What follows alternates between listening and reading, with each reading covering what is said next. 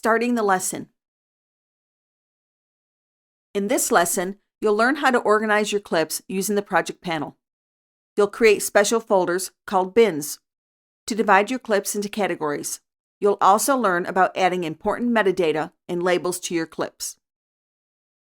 You'll begin by getting to know the all-important project panel and organizing your clips.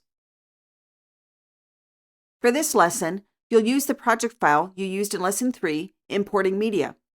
Continue to work with the project file from the previous lesson. Alternatively, open the project file Lesson 04 from the Lessons folder. To begin, reset the workspace to the default. In the Workspaces panel, click Editing, then click the panel menu adjacent to the Editing option and choose Reset to Saved Layout. Choose File, Save As.